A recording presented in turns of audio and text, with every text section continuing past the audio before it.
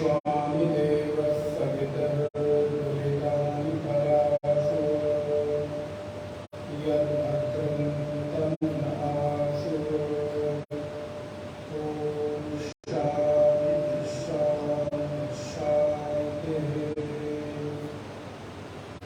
नारायणं नमस्कृत्य नरं चैव नरोत्तमं देवीं सरस्वतीं व्यासं ततो जयमुदीरये। सदाशिवसमारम्भां शङ्कराचार्यमध्यमाम् अस्मदाचार्यपर्यन्तां वन्दे गुरुपरम्पराम्। वागर्धाविव सम्पृक्तौ वागर्धः प्रतिपत्तये जगतः पितरौ वन्दे पार्वती परमेश्वरौ।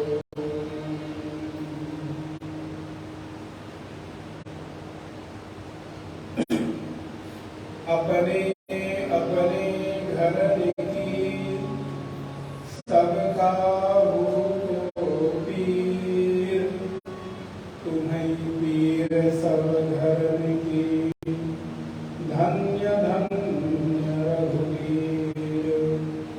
तुम्हें पीर सब घर की धन्य धन्य रघुवीर। नारायण। आइए दो बार बहुत काम सकते हैं।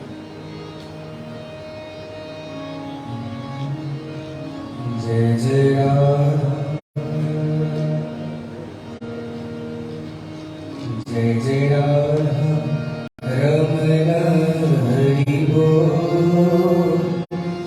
जय जय राधा रमण हरि बोल। जय जय राधा रमण हरि बोल। जय जय राधा रमण हरि बोल। जय जय राधा रमण हरि बोल। जय जय राधा रमण हरि बोल। जय जय राधा रमण हरि बोल। जय जय राधा रमण हरि बोल। राधा रमण हरि बोल। जय जय राधा रमण हरि बोल। जय जय राधा रमण हरि बोल। जय जय राधा रमण हरि बोल। जय जय राधा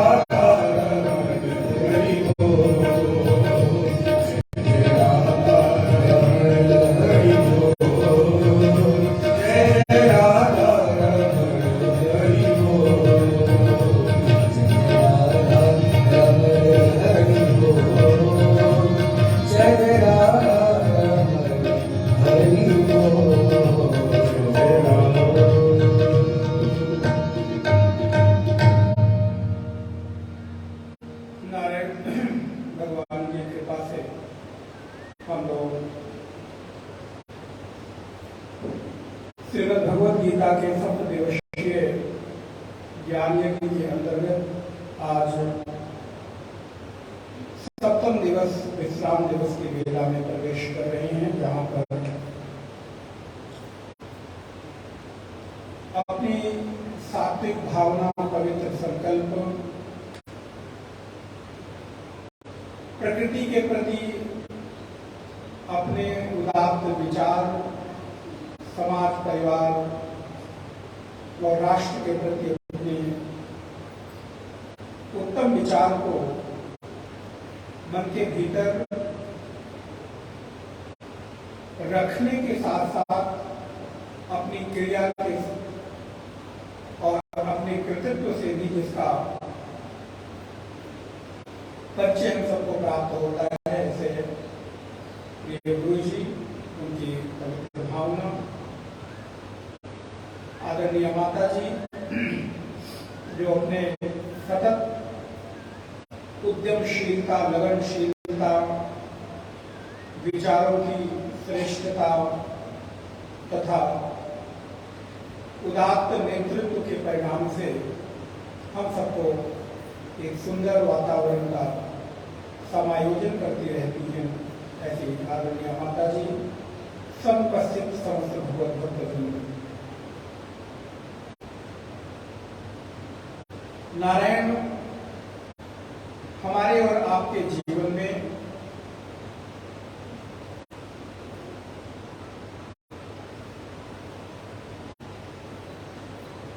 जब तक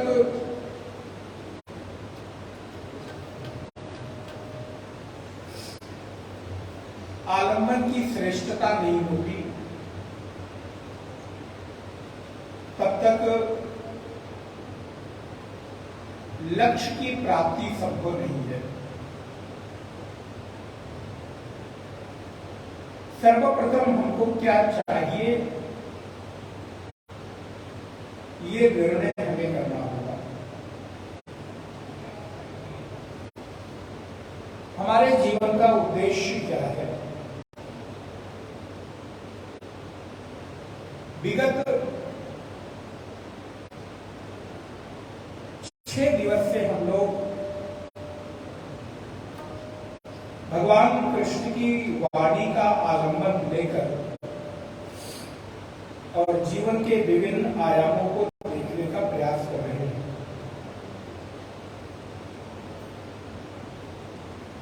जहां कल भगवान का जो व्यापक रूप है, विराट रूप है, विश्व रूप है, उसको हम लोगों ने किंचित मात्रा में देखने का प्रयास किया। और मेरे भाई बहन ध्यान रहे, ये विश्व ही विद्यालय है, ध्यान दीजिएगा। हम कहते तो हैं कि मैंने अमुक विश्वविद्यालय से, अमुक यूनिवर्सिटी से पढ़ाई की, अमुक जगह से मैंने ग्रेजुएशन किया, अमुक जगह से मैंने पीजी की, अमुक जगह से मैंने पीएचडी की। लेकिन सच तो ये है, जितनी पढ़ाई आप विश्वविद्यालयों में नहीं करते, उससे अधिक पढ़ाई और जीवन की सत्यता का आमना सामना इस विश्व रूपी विद्यालय में आप करते हैं। ये विश्व ही विद्यालय है।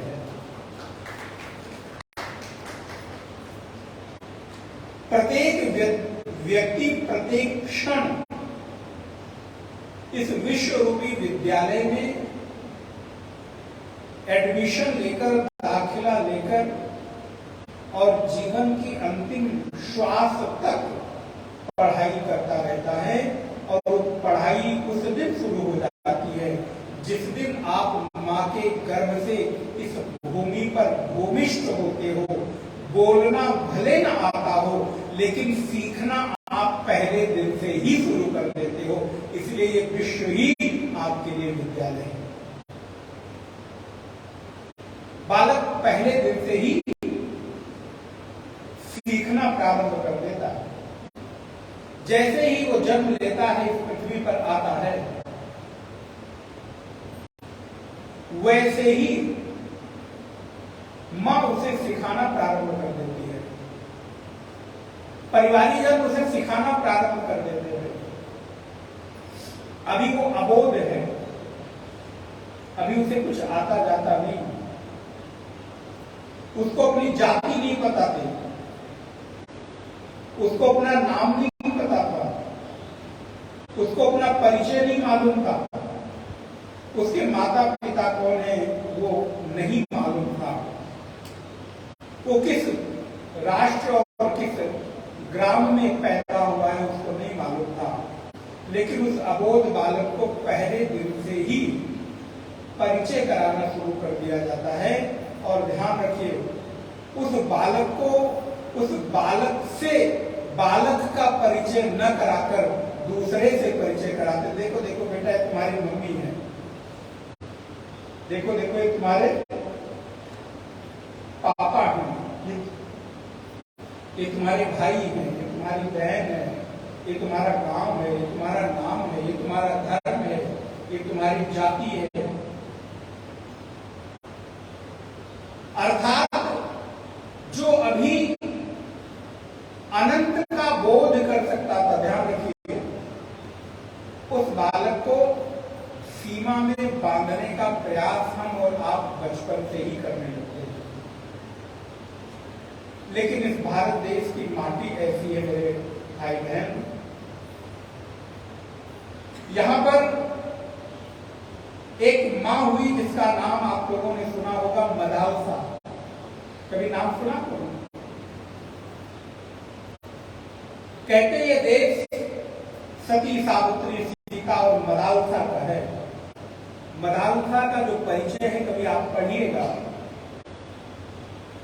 बचपन से पैदा होते ही अपने सारे के सारे बच्चों को उसको उनके नाम और पिता और भाई और संबंधी से परिचय नहीं कराती थी। वो कहती थी, पैदा होते ही बचपन से उस बालक का परिचय कराती थी कि तुम देह नहीं हो, तुम मन नहीं हो, तुम बुद्धि नहीं हो, तुम चित्त नहीं हो, तुम अहंकार नहीं हो, तुम बोधक स्वरूप, आनंद स्वरूप, सच्चिदानंद रूप, चिदानंद रूप हो। और नारायण परिणाम हुआ कि मदालसा के जितने 4 व 5 पुत्र हुए, 5 पुत्र सन्यासी हो गए।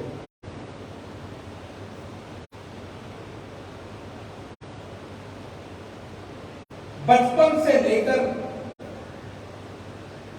मां ने एक ही शिक्षा दी, बेटा ये तुम्हारा जीवन तुम्हारे अपने को जानने की यात्रा का है।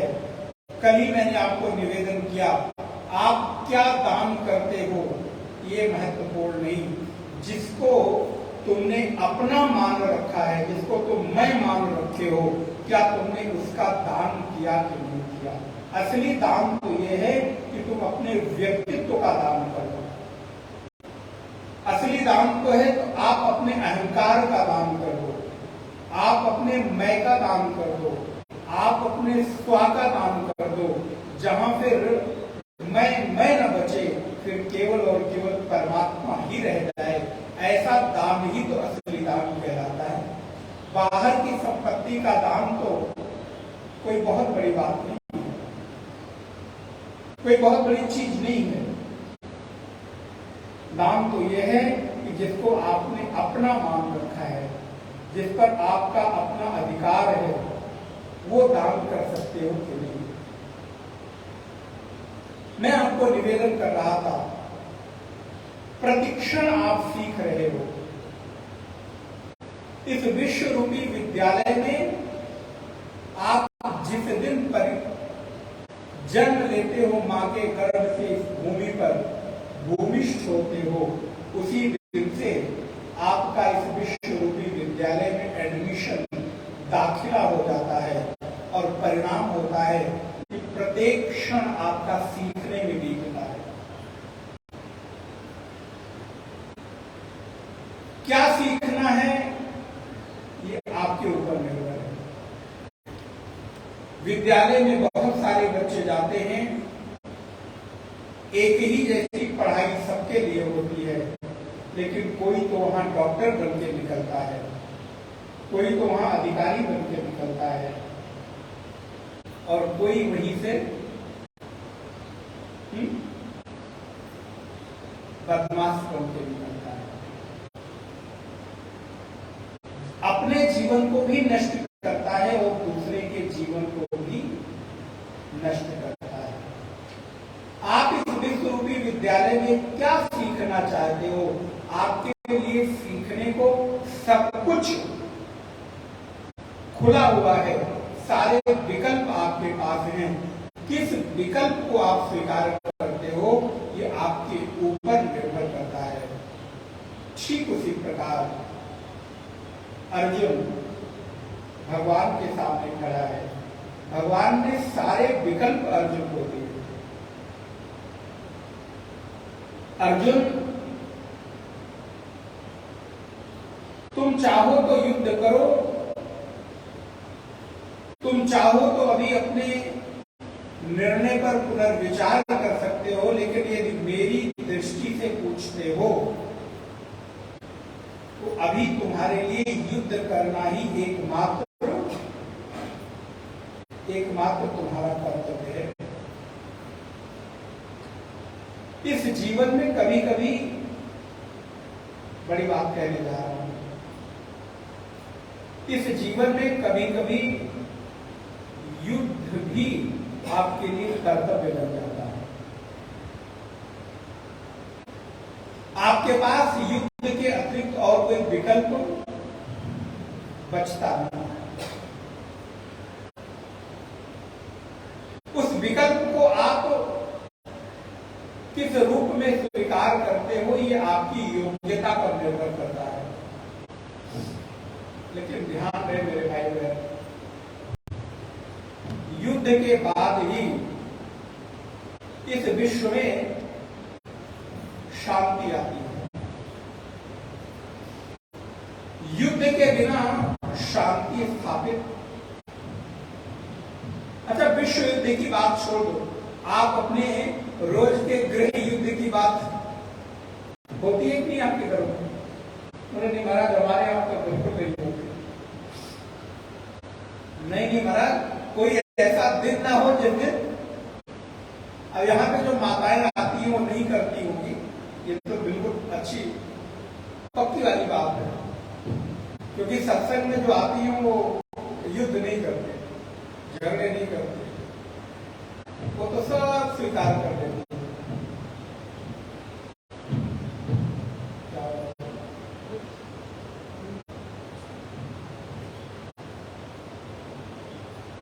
हमारे और आपके जीवन में भी युद्ध के बिना शांति स्थापित होते हुए दिखाई।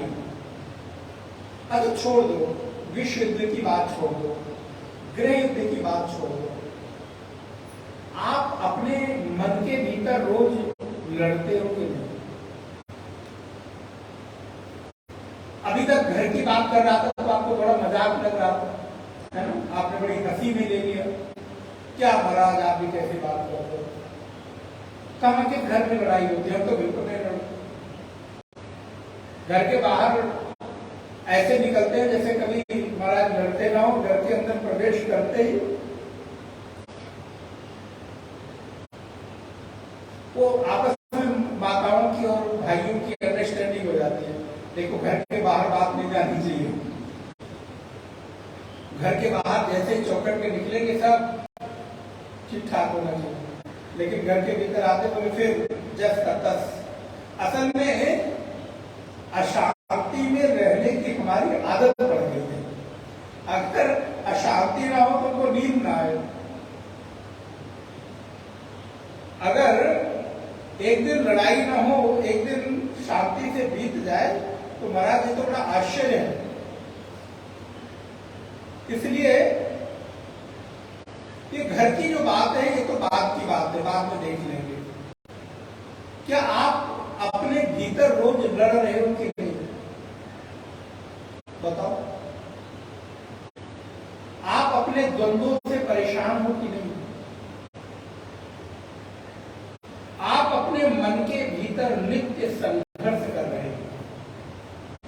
बताइएगा तो बताइएगा, कोई फर्क नहीं पड़ता। अपने मन के भीतर विचार करिएगा,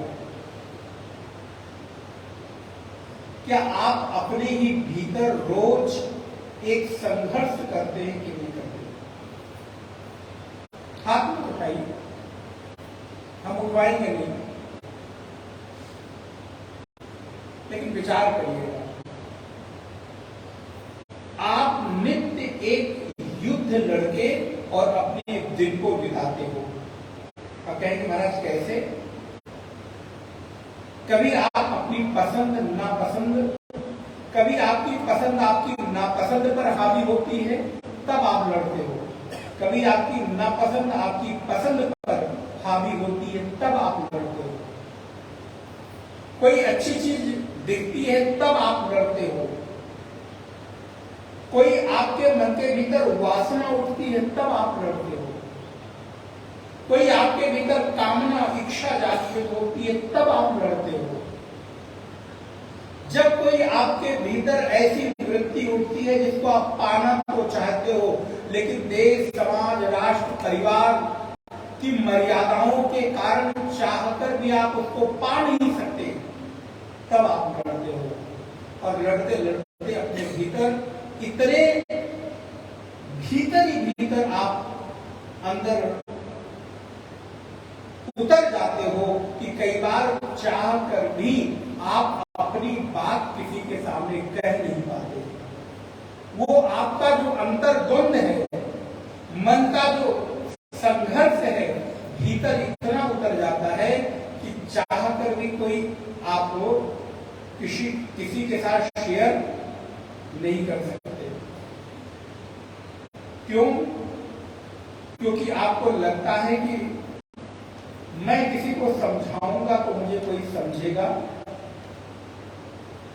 मैं किसी को बताऊंगा तो कोई उसको समझ नहीं पाएगा, इसलिए बताने की आवश्यकता नहीं है। और कई बार आप अपने भीतर लड़ते हुए उन संघर्षों के कारण मौन हो जाते हो, अर्थात आप भीतर ही भीतर कहीं एक गहरे मन के उन द्वंद्वों के साथ समझौता कर लेते हो जो आप करना नहीं चाहते। ध्यान रखिएगा, वो आपका मौन साधना का मौन नहीं है, बल्कि वो आपका मौन समझौते का मौन है। कई बार बहुत सारे ऐसे संबंध, जिन संबंधों में आप चाहकर भी कुछ कर नहीं सकते, फिर वहां आपके पास मौन के अतिरिक्त और कोई विकल्प बताइए। क्योंकि आप ये स्वीकार कर लेते हो कि ये संबंध अब जीवन की नियति है, इसमें मैं कुछ बदल सकता नहीं हूं। इसलिए उस परिस्थिति को जीवन की नियति मानकर आप स्वीकार कर लेते हो। और ये हमारी और आपकी नहीं, एक एक व्यक्ति के जीवन की बात है कि नित्य प्रातः काल उठने से लेकर रात्रि के सोने तक आप अपने ही भीतर अपने खुद से ही लड़ रहे हो। और मजे की बात यह है कि आपके भीतर इतनी सामर्थ्य है कि खुद ही से लड़ते हो, खुद ही से कभी हारते हो, खुद ही से कभी जीतते हो और पुनः उठकर खड़े होते हो आगे का दिन, अगला दिन जीने के लिए, क्योंकि आपके पास और कोई विकल्प हो।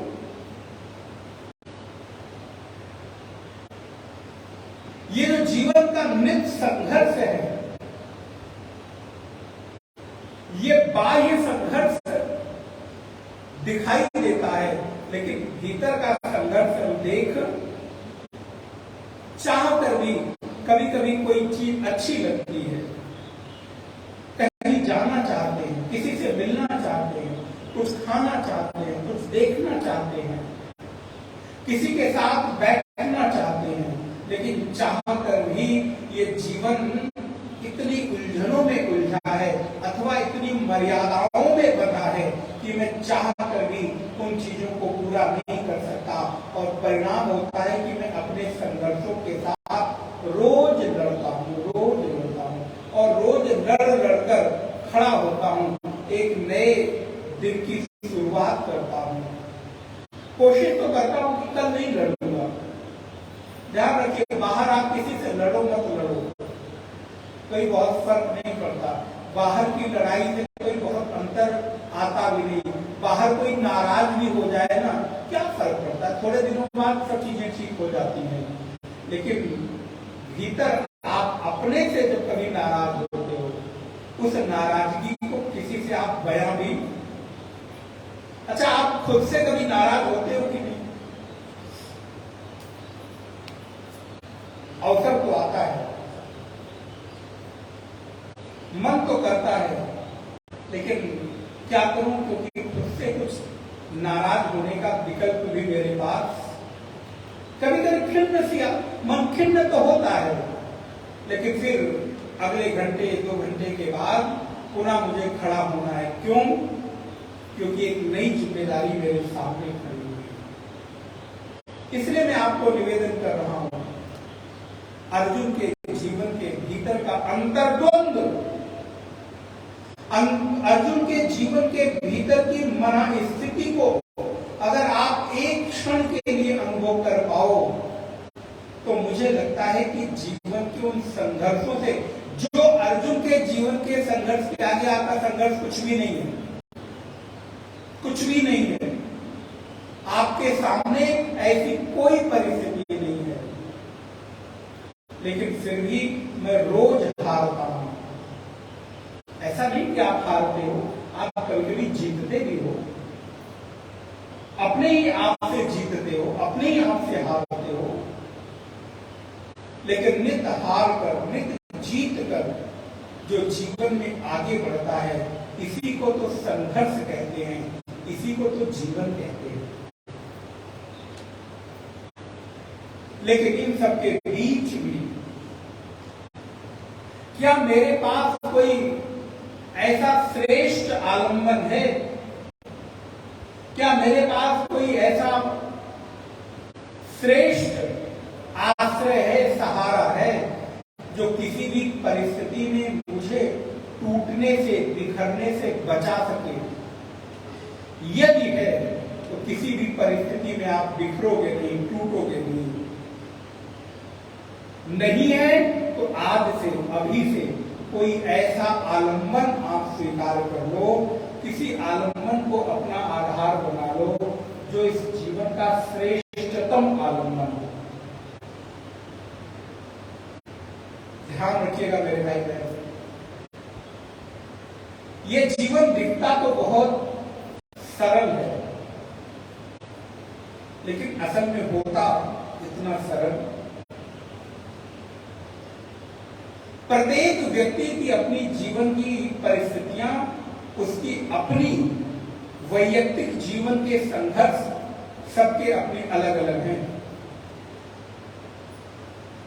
ये जगत सबके लिए एक है, ध्यान दीजिएगा, ये जगत सबके लिए एक है, लेकिन इस जगत में सबके संसार अपने अलग अलग हैं। यहां बैठा हुआ प्रत्येक व्यक्ति, चाहे वो छोटा बालक हो और चाहे कोई वृद्ध हो, इस जगत में रहने वाले प्रत्येक व्यक्ति के संसार अलग अलग हैं, है कि नहीं? सबका संसार अलग है। एक सन्यासी से पूछोगे, मुझसे पूछोगे तो तेरा संसार अलग है। एक बालक से पूछोगे तो उसका संसार अलग है। एक विद्यार्थी से पूछोगे तो उसका संसार अलग है। एक नौकरी करने वाले से पूछोगे तो उसका संसार अलग है। किसी गृहस्थ से पूछोगे उसका संसार अलग है। किसी कन्या से पूछो उसके संसार अलग है। किसी भक्त से पूछो उसका संसार अलग है। उसको तो छोड़ो, एक नन्हा सा कोई 5 साल का बालक है ना, उसका भी संसार अलग है।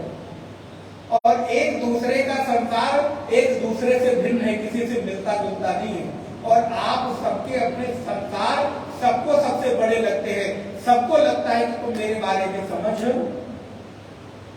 क्या बताऊं, मुझे कोई समझता ही नहीं, क्या बताऊं, तुम नहीं समझोगे, क्या करोगे जाकर? अर्जुन को कौन समझे? जिस अर्जुन के सामने जिसकी उंगली पकड़कर चलना सीखा है, उसको मारने के लिए संकल्प करना पड़े, ऐसे अर्जुन को कौन समझेगा? ऐसे अर्जुन को कौन समझेगा जिसके भाई को, जिसके मामा को, जिसके चाचा को सामने अर्जुन देख रहा है कि इनकी आयु बहुत दिन की आयु नहीं रहेगी, इनको तो ऐसे व्यक्ति की मन स्थिति की कल्पना करिए, ऐसे व्यक्ति के बारे में केवल विचार करिए। तब कृष्ण कहते हैं अर्जुन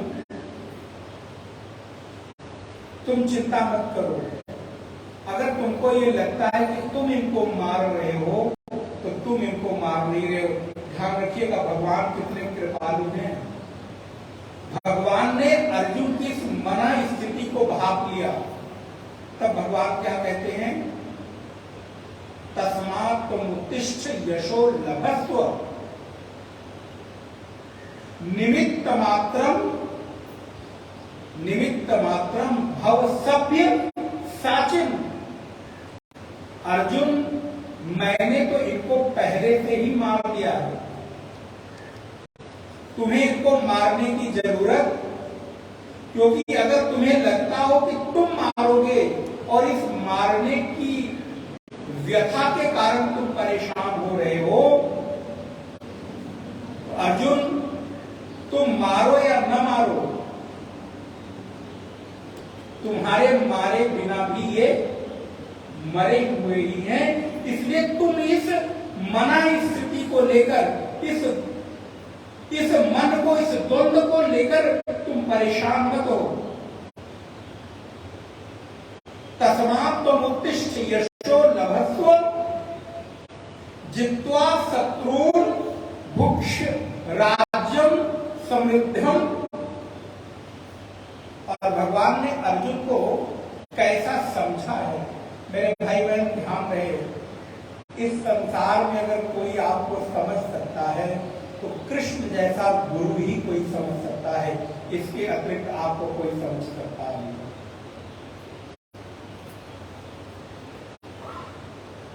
कृष्ण जैसा कोई सखा ही आपके मन के भीतर चल रहे द्वंद्व को, मन के भीतर चल रही उलझन को समझ सकता है। मैं निवेदन कर रहा हूं, या तो कृष्ण जैसा सखा हो अथवा कृष्ण जैसा गुरु हो। इसी दो अवस्था में ही कोई आपको समझ सकता है। तीसरे किसी में सामर्थ्य नहीं कि जो आपके मन की उस भावना को समझकर और आपका सहयोग करे। अर्जुन के उस द्वंद्व को भगवान ने समझा और भगवान कहते मयैव एते। एक एक श्लोक तो इतना आनंदपूर्ण है कि मैं क्या बताऊं। मयैव एते निहता पूर्वमेव निमित्त मात्रम भव सभ्यसाचिन। श्लोक नंबर 33 अध्याय 11। क्या करें, बार बार कुछ श्लोक अपनी ओर खींच आते हैं। मिला आपको? Page number 152। मैं बोलूंगा, आप दोहराइएगा, पढ़िए, श्लोकों के साथ मित्रता करिए। मैंने 2 साल पहले एक विचार दिया था हम लोगों के साथ, एक कार्यक्रम हुआ था। अच्छा, तो यहाँ जितने लोग बैठे हैं, किस किस को मित्रता पसंद है? कोई हाथ नहीं उठाया? 2 4 लोग, 5 लोग। अरे अब तो सबको लग रहा है। अच्छा, किस किस के जीवन में अच्छे मित्र हैं? इसमें थोड़ा सा थोड़ी सी कमी दिख रही है ना। मित्र होना और अच्छे मित्र होना। अच्छा, अगर मैं एक आपको मित्र दूं तो उससे मित्रता करोगे कि नहीं? पक्का पक्का वाला प्रॉमिस करना है मुझे। कल कौन से प्रॉमिस वाली कोई बात हो रही थी ना, कोई प्रश्न आया था, क्या था किसी को याद? कल परसों कोई प्रॉमिस वाली बात आई थी ना। चलो मुझे भी याद नहीं आया। आपके जीवन में एक अच्छा मित्र मिल जाए, इससे बड़े जीवन की कोई उपलब्धि। लेकिन मित्रता केवल दिखाने के ना हो। मित्रता की परिभाषा जानते हैं आप? जहां आपको अपने मन की व्यथा, मन की प्रसन्नता, मन की भावना कहने में तनिक भी संकोच न हो, ऐसे व्यक्तित्व को मित्र कहते हैं। बोलने के पहले सोचना। अगर ये संकोच आने लग जाए कि मैं ये बोलूंगा, इसके बाद इसका अर्थ क्या लगाएगा ना, मित्रता अभी थोड़ी तो कच्ची वाली है। अभी कहीं थोड़ा तो इसमें अंतर है। मित्र तो होने चाहिए राम और सुग्रीव की तरह। मित्रता तो होनी चाहिए कृष्ण और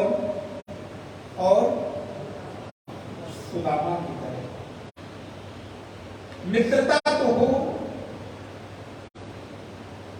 जब आपके जीवन के भीतर किसी भी तरह की परिस्थिति आए तो वहां पर मित्र पूछे नहीं कि मेरी कोई जरूरत है क्या। राम जी सुग्रीव से पूछते नहीं हैं, बल्कि राम जी वादा कर लेते हैं, भरोसा दे देते हैं सुग्रीव को। सखा सोच त्यागऊ बल मोरे, सब विधि घटब काज में तोरे। यहां पूछना नहीं है राम जी ने।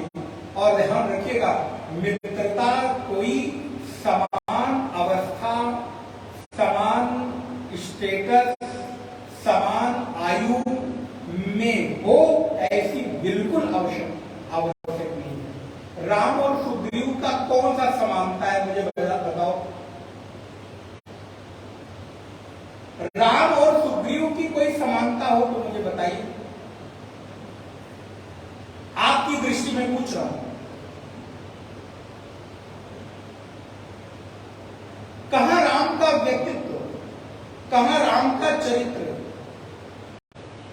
कहां राम एक युवराज हैं और कहां सुग्रीव।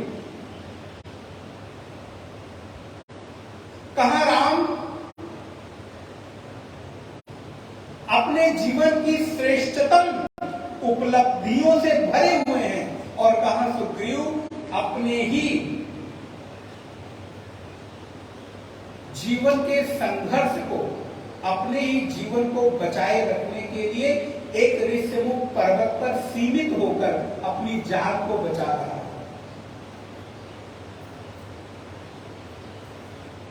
कृष्ण और सुदामा की कौन सी समानता आपको दिखाई देती है? आपकी दृष्टि वाली पूछ रहा हूं। लेकिन राम जी क्या कहते हैं? सखा।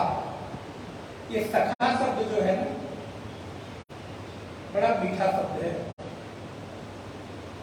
ये मेरे सखा हैं, ये मेरे मित्र हैं। सखा सोच त्यागों किसके बल मोरे। एक दो नहीं, बोले सब विधि घटब काज में तोरे। मैं तुम्हारे सब प्रकार के कार्यों में सदा खड़ा रहूंगा सुग्रीव। आज ये राम अपने मित्र सुग्रीव को ये वचन देता है।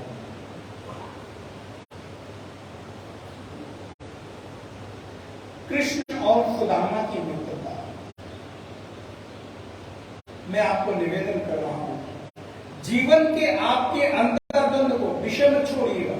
क्या विषय चल रहा था? भूल गए कि चल रहे मन के अंतर्द्वंदों को कोई कृष्ण जैसा गुरु अथवा कृष्ण जैसा सखा ही आपको समझ सकता है या समझा सकता है, आपके लिए उपयोगी हो सकता है। इसके अतिरिक्त और कोई तो इस संबंध में दिखाई देता नहीं। पंचभूतात्मक देह में जो हाड़ मांस का ये बना हुआ शरीर है ना, ऐसे पंचभूतात्मक देह में गुरु ही मित्र और गुरु ही गुरु की भूमिका में रहकर आपके जीवन को विजय दिला सकता है। इसके अतिरिक्त और कोई संबंध दिखाई पड़ता नहीं। किससे आप उम्मीद करते हो? अच्छा, आज तक आपकी उम्मीदों पर कौन खरा उतरा है? विचार करिए, बताइए मत, खाली सोचिए, विचार करिए। और किस किस से आपने उम्मीद नहीं की, लेकिन आपकी सारी उम्मीदें, सारी आशाएं व्यर्थ हो गई। भरोसा, एक बात मन में और आ रही है, कही देता हूं, बोलूं कि रहने दूं? असल में भरोसा करना आपकी मजबूरी है। अगर समझ में आए, थोड़ी बात उस क्लास की है, अगर आप समझ पाए तो समझिएगा कि कोई उस तरह वाली कथा नहीं चल रही है जो आपको थोड़ा मनोरंजन करेगी, थोड़ा आपके दिमाग को, थोड़े आपके मन को खुराक देने वाला विचार आ गया है। अच्छा, तो आप कहते हो ना मेरा भरोसा टूट गया, क्या आप बिना भरोसा किए रह सकते हो?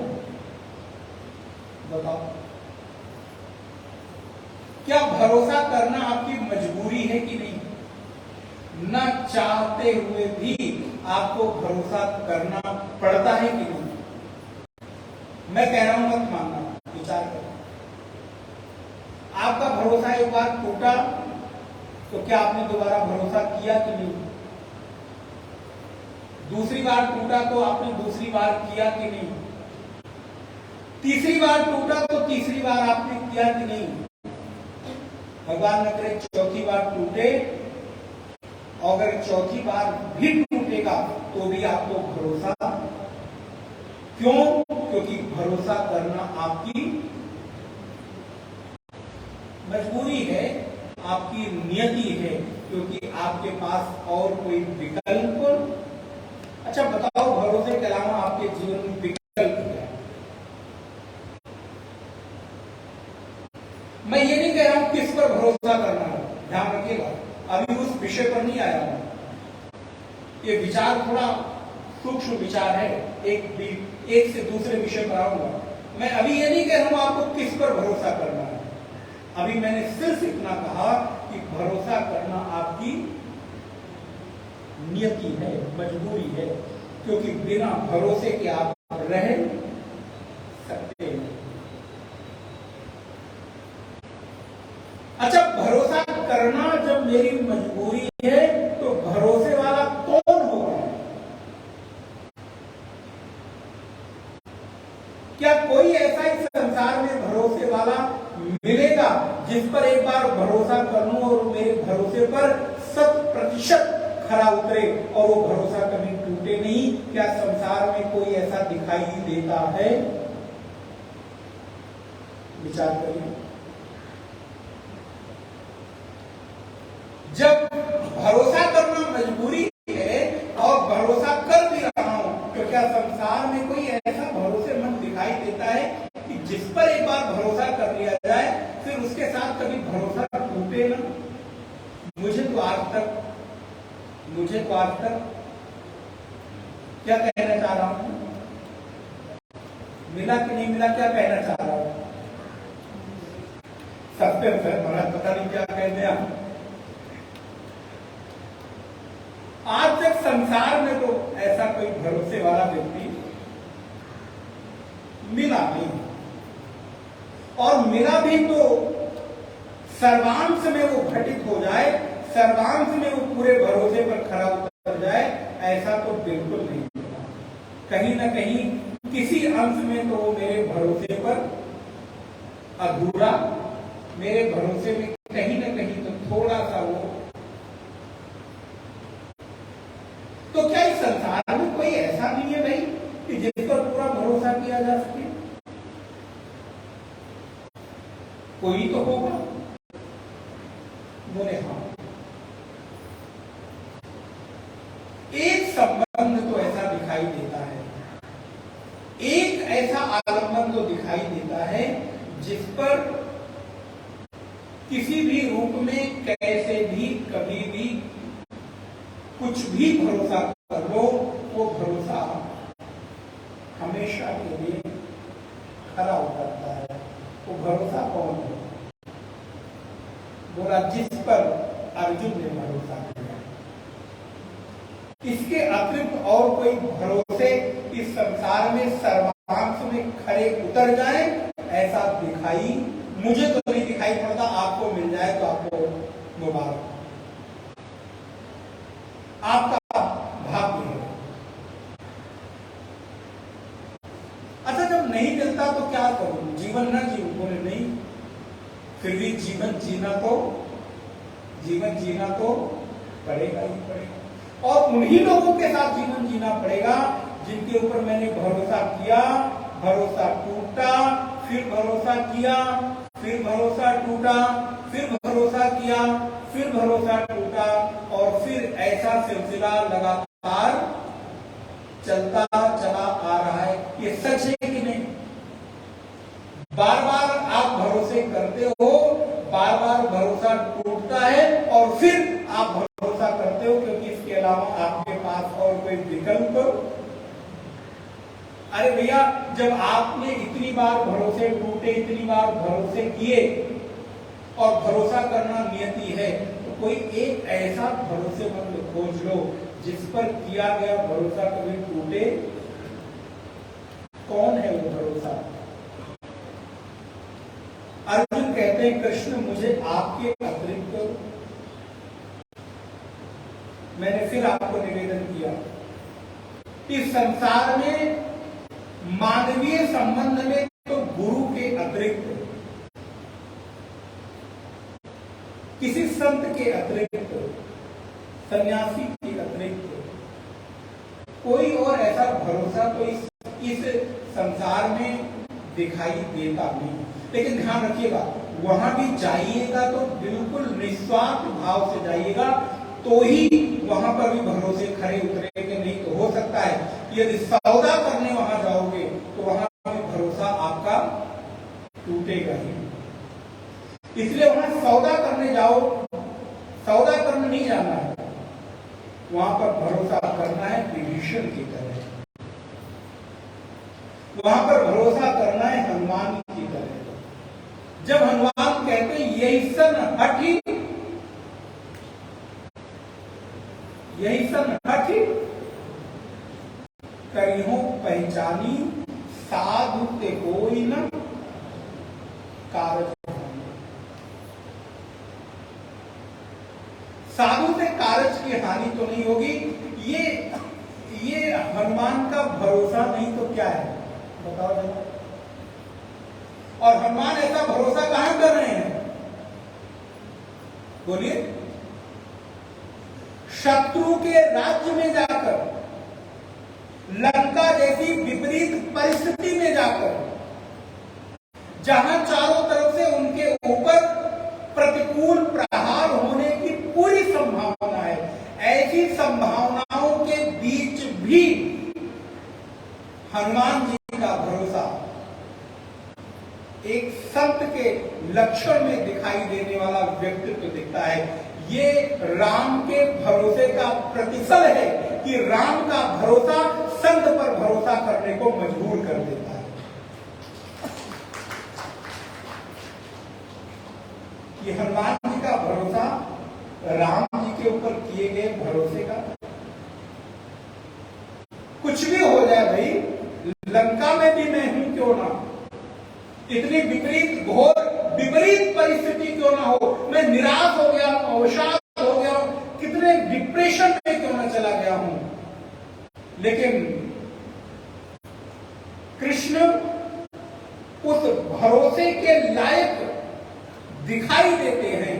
तब अर्जुन जैसा योद्धा अपने जीवन को समर्पित कर देता है कि कृष्ण आपके अतिरिक्त इस संसार में और कोई अपने सगे संबंधी भी भरोसे के लायक है नहीं, केवल और केवल एक भरोसा है तो कृष्ण का है और किसी का नहीं है। आप विचार करके देखो, कुरुक्षेत्र के मैदान में कितने योद्धा रहे होंगे, कितने सगे संबंधी, कितने अर्जुन के साथ ये कहने वाले होंगे चिंता मत कर, युद्ध कर, मैं हूं। लेकिन अर्जुन को मालूम है कि अरे यार, ये सारे भरोसे संसार की केवल कहने के लिए है। ये बातें हैं, और वो क्या है ना, ये बातें हैं, बातों का क्या, ये सारी चीजें जो हैं ये तो बस खाली जो हम कसमें, वादे, प्यार, वफा इत्यादि इत्यादि करते हैं, ये क्या है? बोले बातें हैं, बातों का क्या? असल में इन बातों पर कोई कभी भरोसा, बोलूं, ये संबंध असल में भरोसे के लायक है ही नहीं, लेकिन मैं करता हूं क्योंकि मेरी मजबूरी है, मेरे पास और कोई विकल्प। अच्छा, तो अगर आपके पास कोई विकल्प हो तो आप करोगे? कभी नहीं करोगे। आपको एक रास्ता दिख जाए, और यही कारण होता है एक व्यक्ति को जब कोई ऐसा इस संसार में दिखाई देने लगता है तो देखो दुनिया दौड़ी चली जाती है। क्यों? क्योंकि उसको वहां पर अपने भरोसे को पूरा होते हुए, बोलो भैया, अपना भरोसा पूरा होते हुए दिखाई देता है। एक व्यक्ति के पीछे हजारों लाखों लोग दौड़े चले जा रहे हैं। क्यों? केवल और केवल सारी बात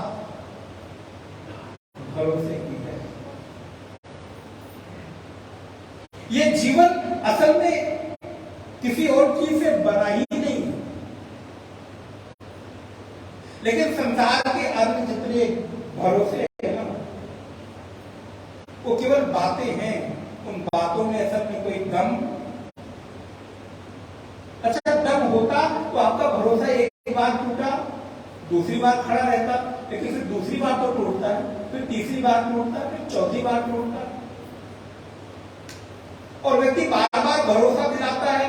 और एक बात सुनो, आप असल में ठगे ही जाते हो अपने भरोसे के कारण, और दूसरी कोई चीज ठगने वाली संसार में है ही नहीं। ठगने वाली चीज है वो है भरोसा। जब व्यक्ति ये कहता तो क्यों भरोसा करो ना यार, करके तो देखो एक बार भरोसा। मैं भरोसा करता हूं और परिणाम बदले में मुझे मिलता क्या है? मेरा भरोसा फिर टूटता है, फिर आदमी टूटता है, लेकिन फिर क्या करे?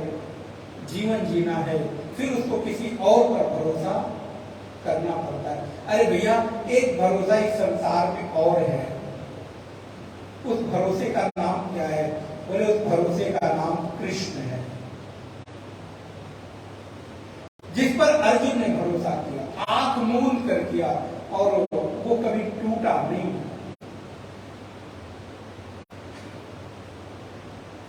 अर्जुन कहते प्रभु, मैं उसी भरोसे के आलंबन में आपसे पूछना चाहता हूं, सगुण पर भरोसा करूं कि निर्गुण पर भरोसा करूं? 12वें अध्याय का विषय है। पहले अध्याय, पहले श्लोक से लेकर 8वें श्लोक तक यही विषय है। भरोसा सगुण पर अधिक हो कि निर्गुण पर अधिक हो?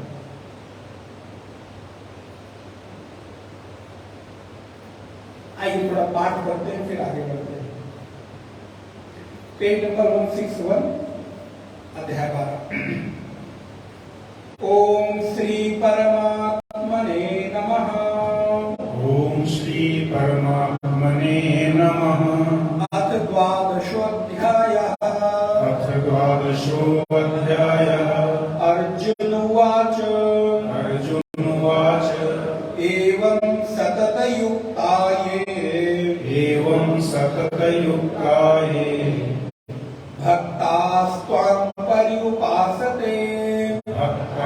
त्वां पर्युपासते ये चाप्यक्षरमव्यक्तम् ये चाप्यक्षरमव्यक्तम् तेषां के योगवित्तमाः तेषां के योगवित्तमाः श्रीभगवानुवाच श्रीभगवानुवाच मय्यावेश्य मनो ये माम् मय्यावेश्य मनो ये माम् नित्ययुक्ता उपासते नित्ययुक्ता उपासते श्रद्धया परयोपेताः श्रद्धया पर्योपेताः ते मे युक्ततमा मताः ते मे युक्ततमा मताः ये त्वक्षरमनिर्देश्यम् एतत्क्षरमनिर्देश्यम् अव्यक्तं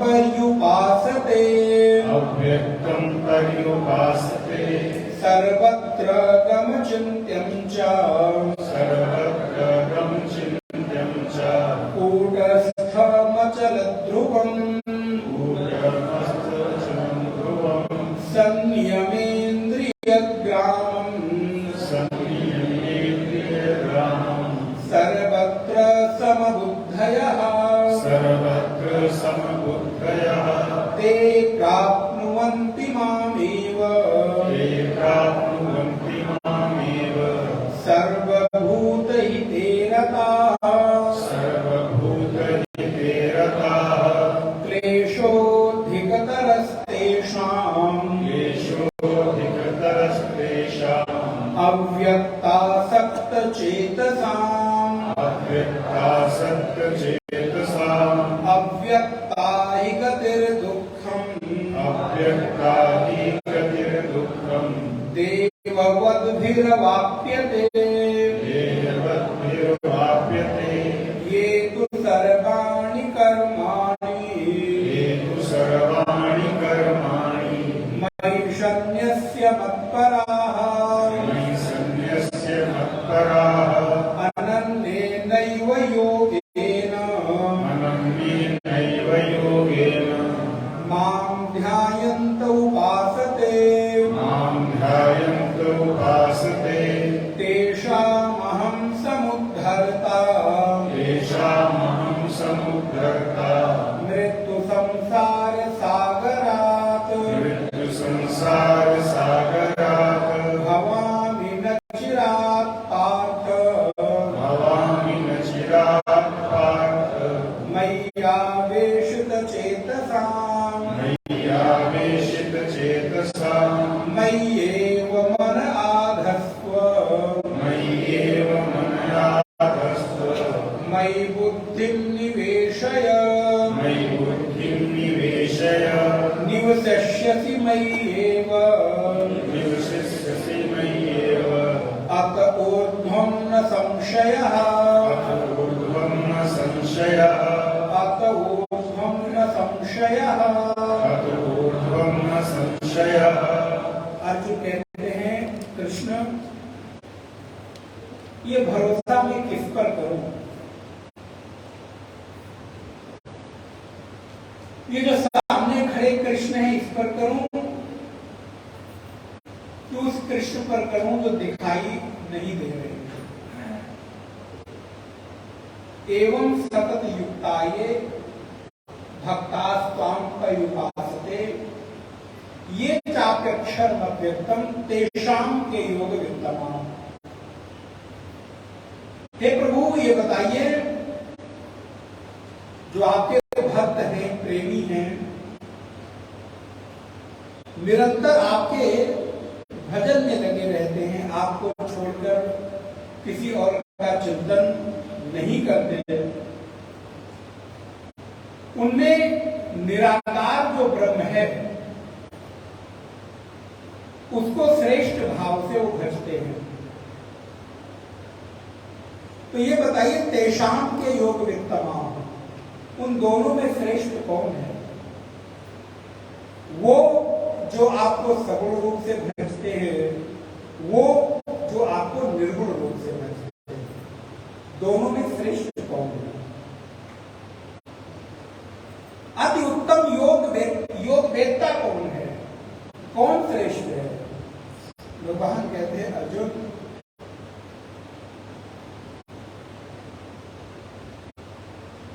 कौन श्रेष्ठ है, कौन निकृष्ट है, न्यून है, ये प्रश्न अपने आप में उचित। अरे भक्त तो भक्त है, चाहे वो सगुण हो और चाहे निर्गुण हो। उद्देश्य क्या है? भगवान कहते हैं मय्यावेश्य मनो ये माम नित्य युक्ता उपासते श्रद्धया पर्योपेताः ते मे युक्त तमाम मताः। अर्जुन, जो लोग अपना मन मुझमें एकाग्रता पूर्वक लगाते हैं, मुझे छोड़कर किसी अन्य का भजन नहीं करते, शर्त यह है कि श्रद्धा उनमें भरी रहती है और मेरे आकार का चिंतन करते रहते हैं, मेरे स्वरूप का चिंतन करते रहते हैं, वो योगी मुझे अतिशय प्रिय है। लक्ष्य क्या है? लक्ष्य है कि केनाप्युपायेन मनः कृष्णं निवेशयेत्, एन केन प्रकारेण मनः कृष्णं निवेशयेत्। किसी भी प्रकार से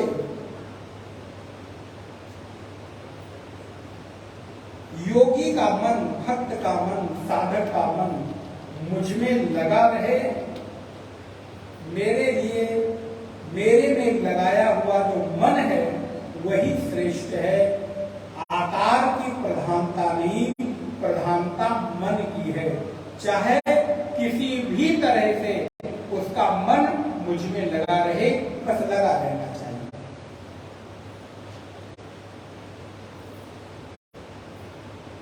राम जी के रूप में लगे तो अच्छी बात है, कृष्ण जी के रूप में लगे तो अच्छी बात है,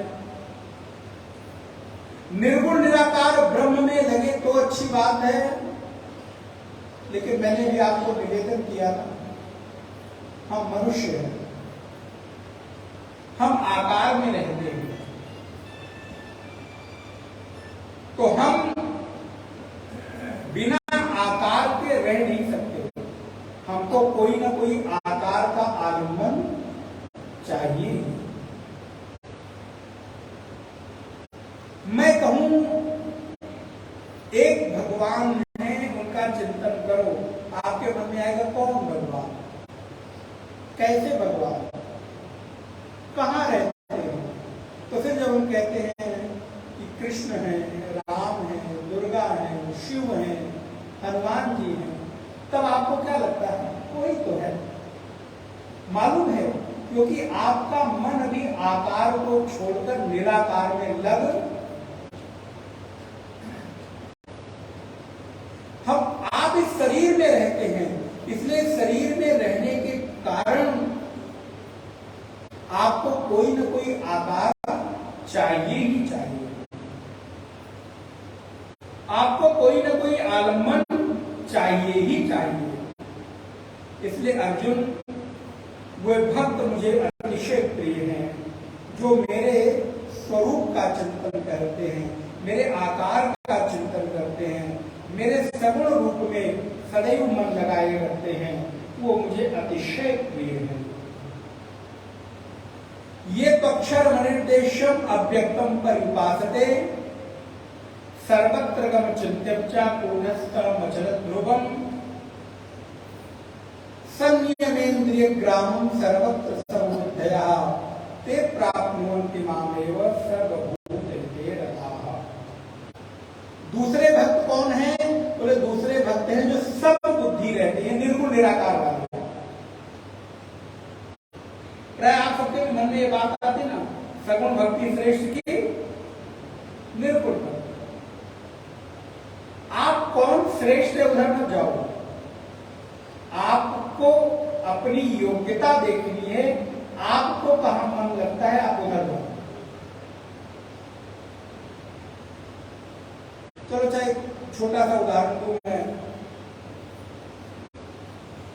आपको बाजार में कोई सामान खरीदना होता है तो बाजार की में लगे हुए ब्रांड की ओर आपकी नजर जाती है कि अपनी जेब की ओर नजर जाती है? बताइए। आपकी सामर्थ्य क्या है? आपको लगता है कि आपकी सामर्थ्य ये है तो आप आपको खरीदते हो। बड़ी क्षमा और विनम्रता के साथ में निवेदन करूं,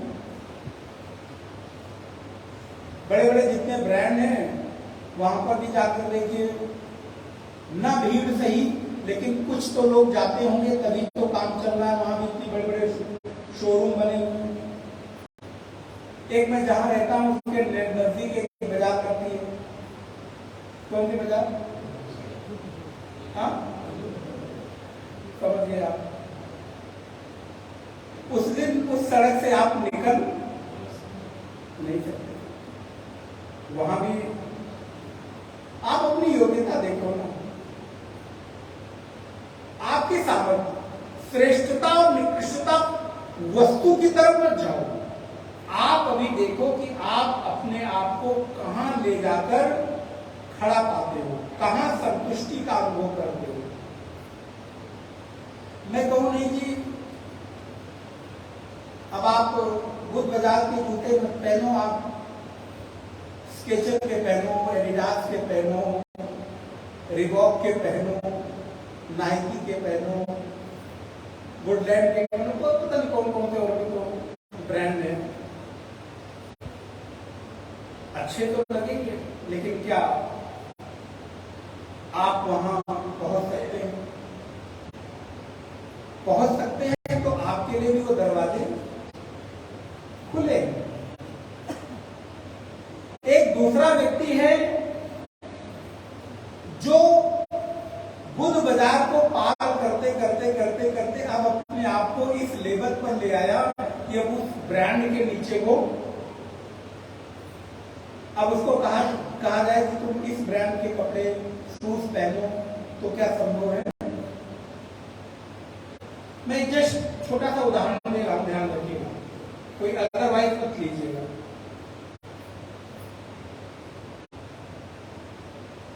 तीसरी बात, उस ब्रांड पर भी डायरेक्ट पहुंचने वाले बहुत बिरले लोग होंगे। वहां पर भी धीरे धीरे धीरे धीरे व्यक्ति ने अपनी सामर्थ्य बढ़ाई है, कमाया है, मेहनत की है। पहले उसने भी 200 रुपए के उस कपड़े और जूते से ही शुरुआत की होगी। परिणाम है कि आज वो उस ब्रांड को पहले दिन नहीं, अब उसको देखकर और मैं बराबरी करूं तो क्या संभव है?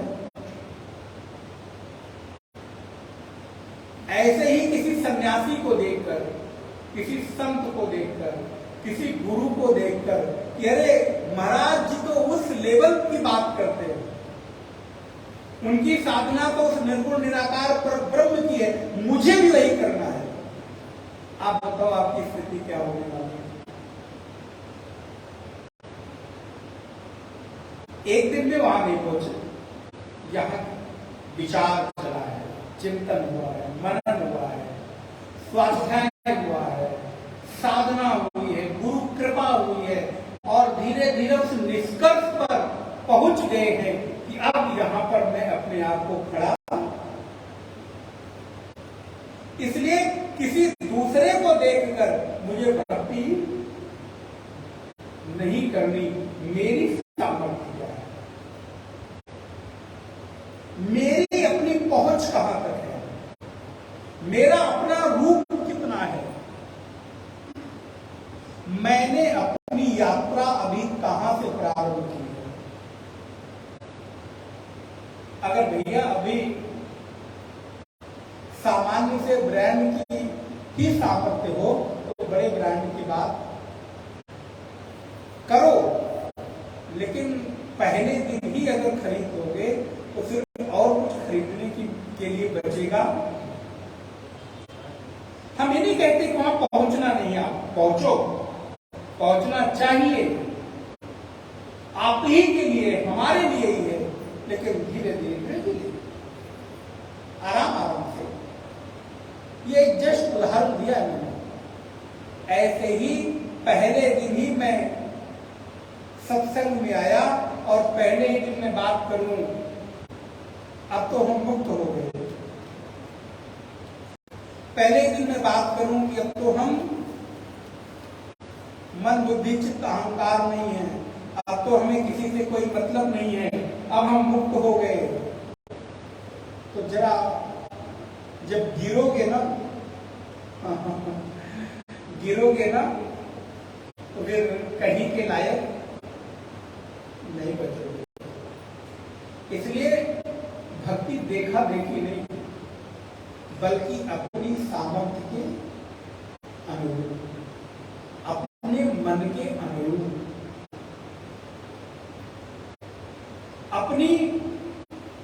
अपनी साधना जैसे जैसे बढ़ती चली जाएगी, वैसे वैसे आपका क्लास बढ़ता चला जाएगा।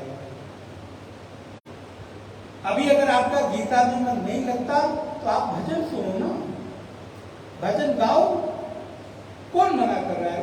वो भी भक्ति ही है। उपनिषद सुनने की सामर्थ्य नहीं बढ़ी है तो कोई बात नहीं है। सिर्फ कहूं ब्रांड में बहुत भीड़ नहीं होती, बिरले लोग पहुंचते हैं, कम ही लोग पहुंचते हैं, लेकिन जो पहुंचते हैं उन्होंने मेहनत की होगी।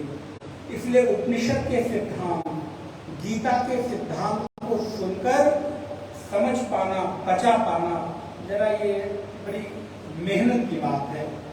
आप विनम्रता के साथ में मेहनत करना है, प्रयास करना है।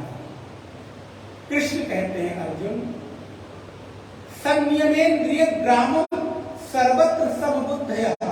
ये निर्गुण निराकार की बात हो रही है। ये क्या सामान्य बात है कि सर्वत्र समबुद्धयः, जहां देखो वहां पर समत्व की बुद्धि हो, सर्वत्र कृष्ण ही कृष्ण दिखाई देते हो, सबके बस की बात है क्या?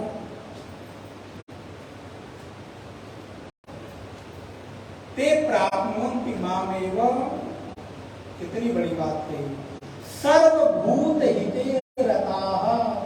अब आप देखो, आप अभी अपने ही घर में अपने भाई बंधु, पति पत्नी, बेटे बेटी की प्रगति को देखकर जलते हो कि प्रसन्नता होती है? बोले महाराज अभी इतनी ही नहीं सामर्थ्य पहुंचो, बात कर रहा हूं कि मुझे निर्गुण निराकार की भक्ति करनी। अभी पड़ोसी के घर में कोई बड़ी वाली फ्रिज आ जाए, डबल डोर वाली, तो महाराज घर में हमारे साथ बेकार, तो घर में कुछ रह ही नहीं गया। देखो देखो कौन सी वाली है, तो कौन सा रंग वाली आई है, किस कलर की है, कितने लीटर वाली है, कहां से लाई है, इंस्टॉलमेंट में ली, कैश दे के ली। एक चीज अभी देखी नहीं कि मन के भीतर उथल पुथल, और बात क्या करता हूं, सर्वत्र सम बुद्धया। अभी क्लास केजी में भी एडमिशन की सामर्थ्य नहीं है, और बात मैं करता हूं कि मैं पीएचडी के पढ़ाई करूंगा। अरे भैया धीरे धीरे, आप ही के लिए है। कृष्ण कहते हैं अर्जुन धीरे धीरे चलो, आराम से चलो। तुमने पूछा जरूर है, मैं बता भी रहा हूं, लेकिन सगुण और निर्गुण के फेर में मत पड़ो। कौन बड़ा कौन छोटा, अभी तो मन को कृष्ण में लगाने की कोशिश करो, मन को भगवान में लगाने का प्रयत्न करो, और बाकी कृष्ण पर छोड़ दो, जो करना होगा वो करेंगे।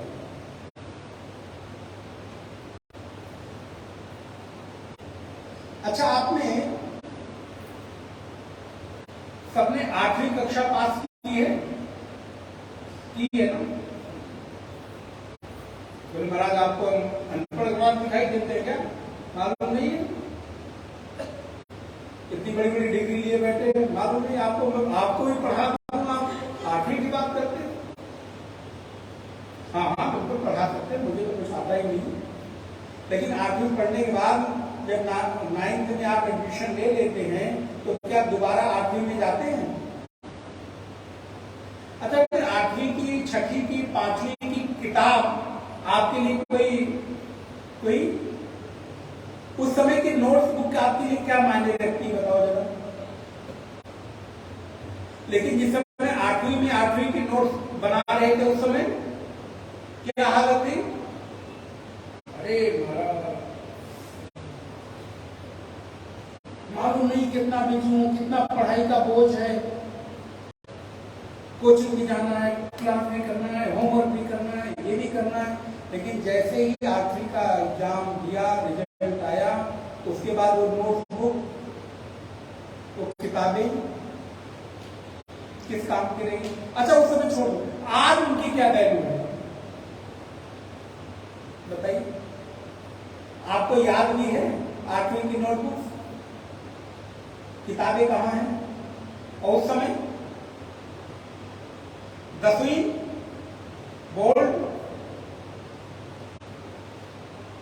इंटरमीडिएट, बाप रे 15-15 किलो लाद के लेके जाते थे। आज क्या स्थिति है? बीत गई। ऐसे ही जैसे जैसे भक्ति के भीतर भी आपकी क्लास बढ़ती चली जाती है, आप जैसे जैसे उत्तीर्ण होते चले जाते हैं, पास होते चले जाते हैं, आपका रिजल्ट आता चला जाता है, वैसे वैसे आपके लिए उनकी कोई, मैं ये नहीं कह रहा हूं कि उसके बिना हो जाएगा।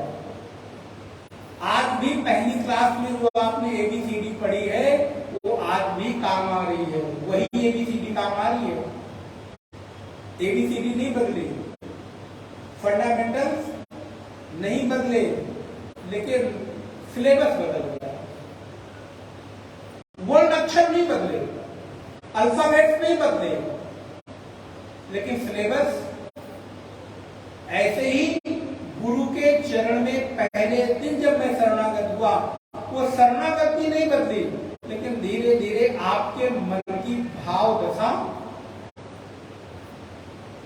अर्जुन क्लेशोधिक तरस्तेषाम, श्लोक नंबर 5वां, क्लेशोधिक तरस्तेषाम अव्यक्तासक्तचेतसाम अव्यक्ता ही गतिर् दुःखम देववद्भिर्वाप्यते। अर्जुन निराकार सच्चित आनंद घन परमात्मा में मन को लगाना थोड़ा सघन है, विशेष है। क्यों? क्योंकि मन अभी तो देहासक्ति में फंसा हुआ है।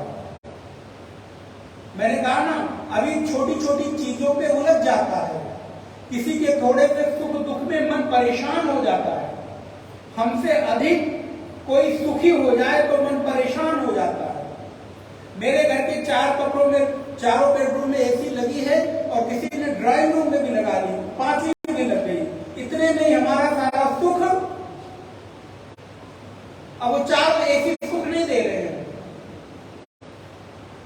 अब ड्राइंग रूम में भी कैसे लगे सारा परिश्रम।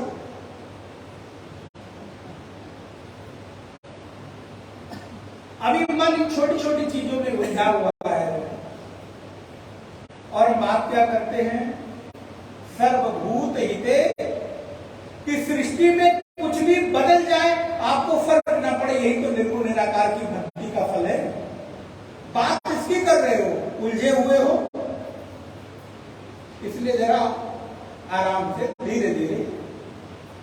ये तो सर्वाणि कर्माणि मयि सन्न्यस्य मत्पराः अनन्ये नैव योगेन माम ध्यायन्तो उपासते। अर्जुन, मेरे परायण रहकर जो संपूर्ण कर्मों में मुझ में अर्पित कर मेरी भक्ति करता है, अनन्य भाव से चिंतन करता है, उसकी चिंता मैं करता हूं। चिंता करने की मुझे आवश्यकता नहीं, वो तो करने वाला परमात्मा। आप तो चिंतन करो परमात्मा का। इस जीवन की डोर परमात्मा को सौंप दो,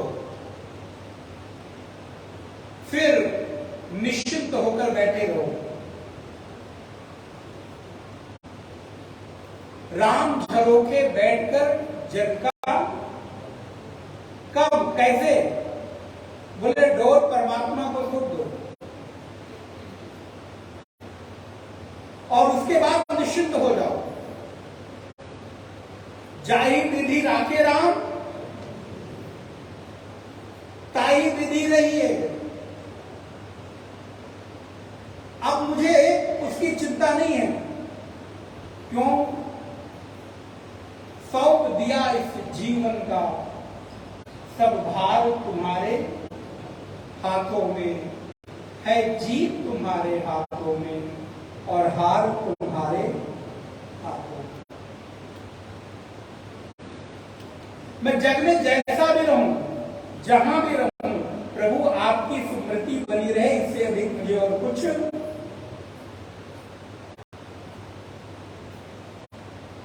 चाहे हार हो अथवा जीत हो,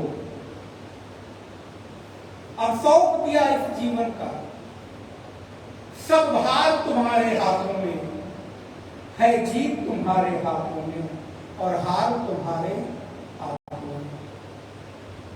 मैं कैसे रहूं? मैं जग में वैसे रहूं जैसे जग में कमल का फूल रहे। मैं जग में रहूं तो, लेकिन रहूं कैसे? बोले जैसे जल में कमल का फूल रहे। फिर याद करिएगा, संसार में रहो लेकिन संसार तुम में न रहे। बस दुनिया को ये भ्रम बना रहे कि तुम उनके हो, लेकिन तुम जानते रहो कि तुम किसी के। ये थोड़ा अभिनय करो, ये थोड़ा अभिनय संसार में करना पड़ता है। आप कहेंगे महाराज आप मुझे अभिनय करना सिखा रहे, क्या करें? संसार में और कोई गति है नहीं। दुनिया को बताते रहो, सबको बोलते रहो बहुत प्यार करता हूं, तुम्हारे बिना रह नहीं सकता, तुम ही हमारे जीवन के एकमात्र। उठते बैठते खाते पीते तुम्हारा ही चिंतन करता हूं, तुम्हारे बिना तो मुझे रात की नींद नहीं आती, सुबह का चैन खो गया है तुम्हारे बिना। लेकिन अंदर ही अंदर जानते रहो कि तुम किसी के। ये सूत्र अगर पकड़ लो ना भाई, तो संसार में एक नहीं 1000 लोग भी तुम्हारे इर्द गिर्द रहेंगे तो भी तुम्हें कोई फर्क। लेकिन कहने में मत चूकना, ये भी ध्यान रहे, कहते रहना तुम ही मेरी। आप लोगों को गीत ज्यादा आता है, मैं क्या कहूं कि तुम्हारी आंखें प्यारी, तुम्हारे बाल प्यारे, तुम्हारे नाक प्यारी और क्या क्या सब तो प्यारा होता है। लेकिन ये तुम जानते रहो कि वो प्यारा प्यारा सिर्फ ऊपर का, भीतर अंदर से तुम केवल और केवल किसके हो? मैं केवल और केवल कृष्ण का हूं, कृष्ण के अतिरिक्त और किसी का नहीं। ये जानते रहो। संसार को जनाओ कि तुम संसार के हो, लेकिन तुम जानते रहो कि तुम कृष्ण के हो, बस। इसके अतिरिक्त तुम किसी और के। अर्जुन भगवान का वादा, बार बार वादे करते भगवान।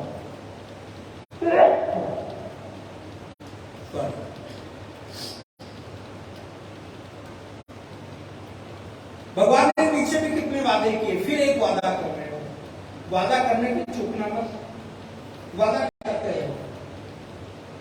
मय्येव तेषाम् अहं समुद्धर्ता मृत्यु संसार सागरात् भवामि न चिरात् पार्थ मय्या वेशित चेतताम्।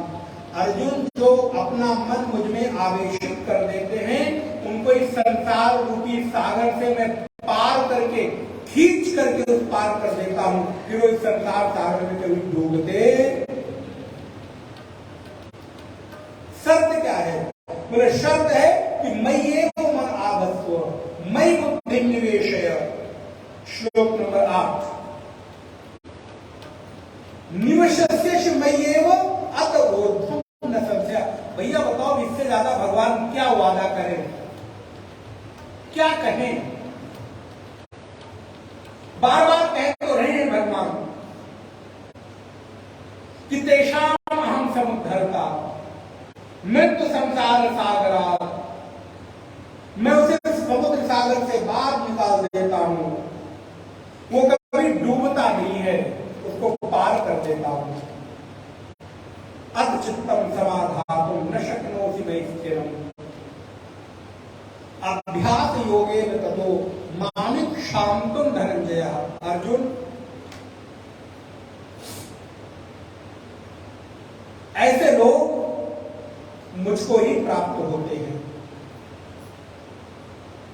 यहां एक बड़ी सुंदर बात श्लोक नंबर 12 में कही, श्रेयो ही ज्ञानाभ्यासात् ज्ञानात् ध्यानम विशिष्यते ध्यानात् कर्म फल त्यागः त्यागात् शांतिरनंतरम्। इस संसार में अगर शांति चाहते हो तो शांति का सबसे पहला उपाय है त्याग करना सीख लो। जिसने त्याग करना सीख लिया उसको कभी कोई अशांत कर नहीं सकता। त्यागी सदैव शांत रहता है। और आप देख सकते हो, जो जितना पकड़ते हैं उतना ही अशांत रहते हैं। बहुत महत्वपूर्ण सूत्र है। जो आपको अशांत करता हो, जिससे आपको दुख मिलता हो, उस सबका त्याग करो और कोई उपाय नहीं। बोले महाराज क्या करें? तो जन्म जन्म का बंधन हो गया है, 7 जन्मों का बंधन हो गया है, आप कैसे त्यागे? बोले हे, ऊपर से पकड़े रहो, भीतर से त्याग दो। भीतर से जिस दिन त्याग दोगे उस दिन शांत हो जाओगे। इसके अतिरिक्त और कोई उपाय? जो जितना बांधेगा, जो जितना बंधा है उतना अशांत है, जो जितना त्यागता है उतना ही शांत है। विचार करके देखिए। और जहां जहां आप बंधे हो वहीं वहीं अशांत हो ना। अच्छा बताइए, आज इसी लखनऊ में कितने लोग मर गए होंगे? आपको कोई फर्क पड़ा? बोले महाराज रात को शुभ शुभ बात करिए। बताओ आज कितने लोगों की मृत्यु हो गई होगी? आपको कोई फर्क पड़ा? आप मजे से खा रहे हो, पी रहे हो, शेक बना के पी रहे हो, सूप पी रहे हो, सत्संग सुन रहे हो, कुछ और बनाते होंगे आप, हलवा पूरी कचौरी।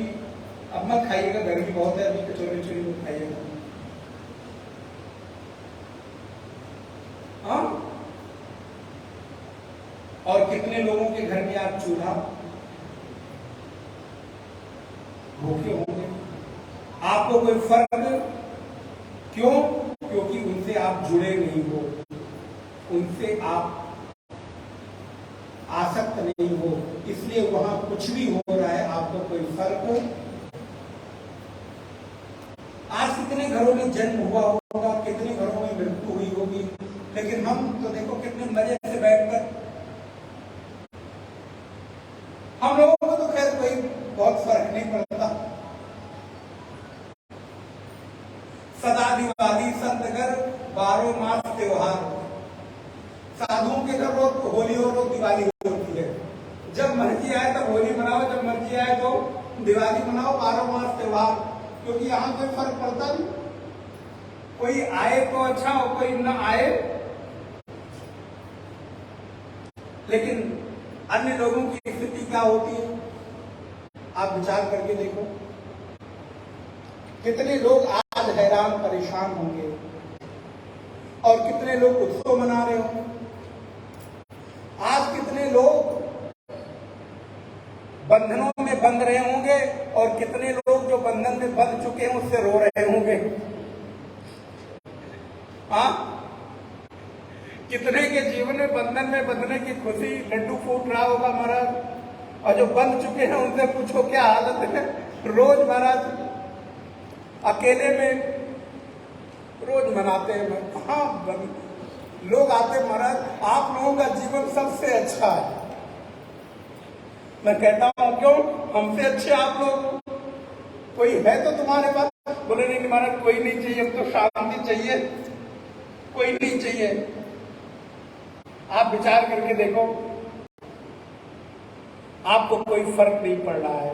आप यहां बैठे हो, आपको कोई अंतर नहीं आया, लेकिन अभी आपके मोबाइल पे एक मैसेज फ्लैश हो, उत्तराखंड में एक बस जा रही थी, ऐसा हुआ नहीं है, बता रहे था लोग, बस खाई में गिर गई, 5 लोगों की मृत्यु हो गई।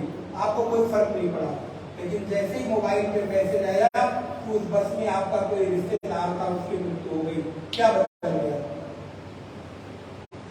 क्या बदला बताओ? कोई फर्क पड़ा कि नहीं आपको? आपको सत्संग अच्छा लगेगा? आपको एसी में बैठकर कॉफी पी रहे तो मजा आएगा? लेकिन जब तक आपने मैसेज पढ़ा, अरे होता रहता है, तो क्या फर्क पड़ता है? रोज ये सब होते रहते हैं, इन सबसे कोई फर्क नहीं पड़ता। लेकिन जैसे हमको पता चला कि महाराज उस बस में गिरने वाला, मरने वाला कोई हमारा अपना था, सारा आनंद। अच्छा ये बताओ, इस संबंध किसका हुआ? बंधन का ही तो संबंध है, नहीं तो बाकी इस दुनिया में तो न जाने कहां क्या हो रहा है, मुझे कोई फर्क नहीं। अर्जुन जो जितना त्याग करता है उतना ही शांत रहता है, उतना ही उसके जीवन में शांति आती है। अद्वेष्टा सर्वभूतानाम, और जिसके जीवन में शांति आ गई, उसका लक्षण क्या है? उसके जीवन में कैसे व्यवहार होता है? बड़ी सुंदर बात। श्लोक नंबर 13 बोलिए। अद्वेष्टा सर्वभूतानां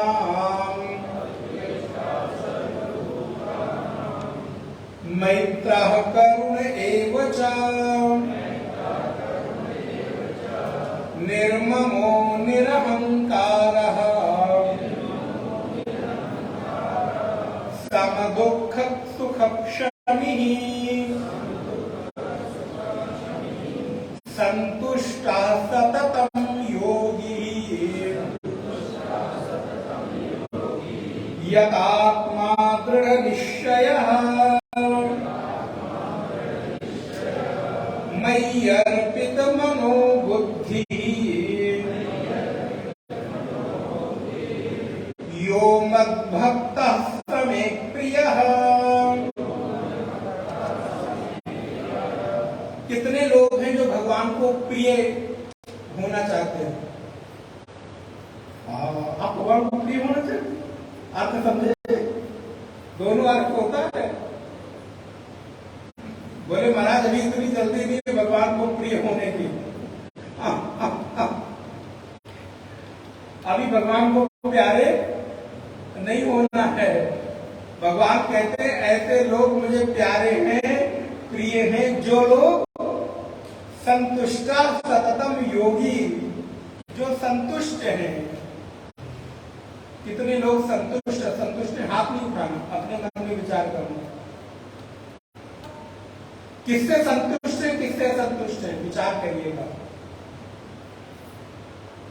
अद्वेष्टा सर्वभूतानां मैत्रा करुण एव च, जिसके भीतर मित्रता आ गई, करुणा आ गई, मुदिता आ गई, जो जिसकी नजरों में अभी एक करुणा की भावना आ गई है। पता है आपका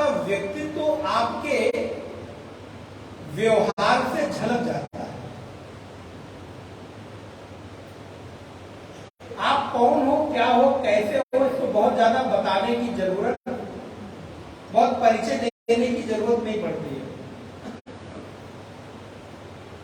बल्कि आपका व्यवहार आपके व्यक्तित्व को बता देता है। कहां से आते हो, किस परिवार से, किस घर से, किस संस्कारों से, कैसा आपका जीवन है, ये सब आपका व्यवहार बता देता है। संतुष्ट जीवन है कि असंतुष्ट जीवन है, ये आपका व्यवहार बता देता है।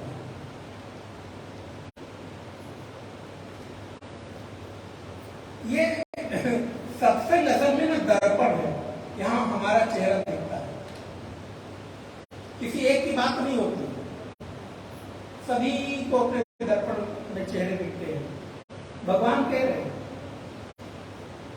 संतुष्टा सत्कर्म योगी यतात्मा निश्चया मयि अर्पित मनोबुद्धि, जिसने अपना मन बुद्धि मुझमें अर्पित कर दिया अर्जुन, वो मुझे अतिशय प्रिय है। यस्मान्नो दुजते लोका लोकान्नो दुजते चयः। बहुत सुंदर बात। आप विचार करो, देखो आपका व्यक्तित्व कैसा है। लोग आपसे मिलना चाहते हैं कि आपसे दूर जाना चाहते हैं। महाराज मिलने के बाद आदमी घबराता है, भगवान करे कि अभी से दोबारा। कई लोग ऐसे होते हैं महाराज, लोग कटते हैं कि ये कहीं मिल न जाए रास्ते में, मिल गए तो 1 घंटा बिना सिर पैर की बातें, अनावश्यक बातें। भगवान कहते हैं यस्मान्नो दुजते लोका लोकान्नो दुजते चयः। इस संसार में कोई भी आपसे उद्वेग को प्राप्त न हो और आप किसी से उद्वेग को प्राप्त न हो, मतलब आपसे कोई न डरे और आप किसी से न डरो, बस।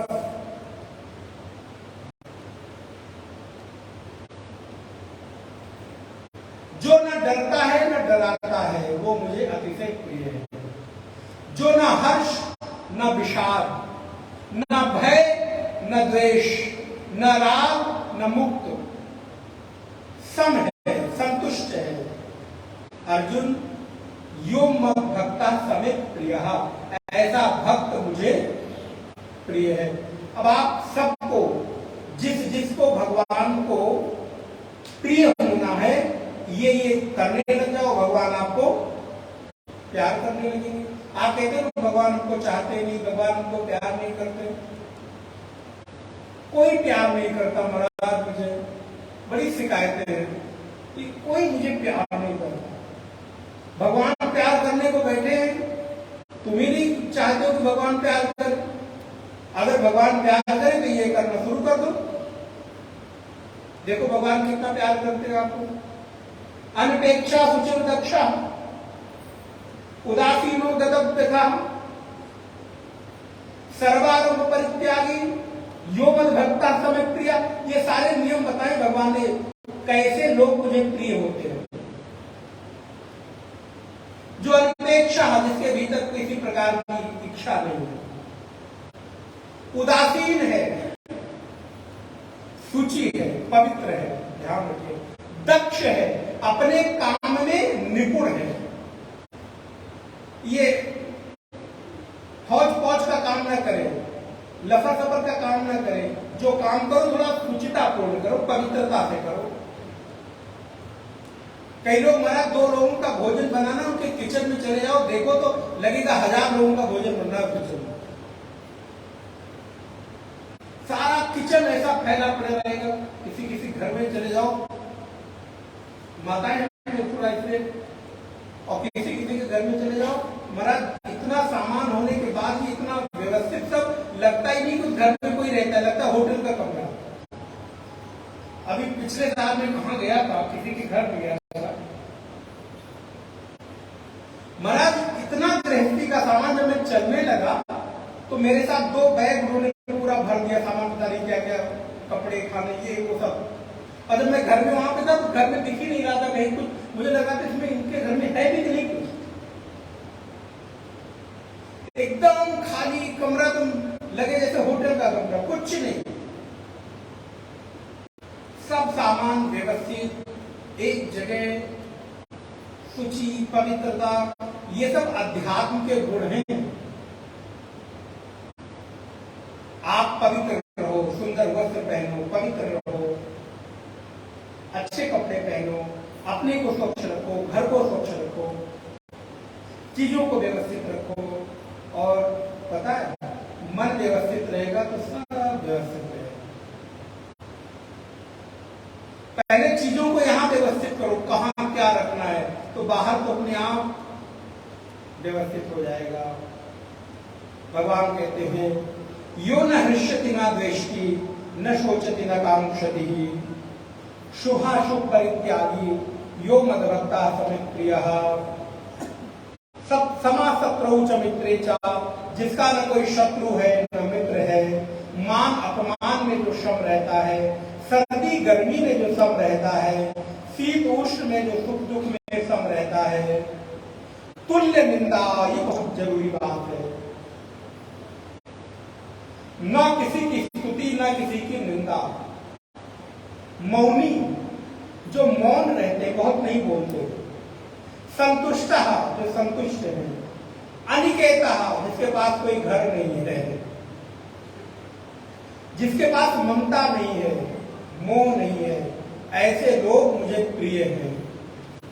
अर्जुन, जो जो मुझे प्रिय होना चाहता है उसको ये गुण अपने में लाने चाहिए।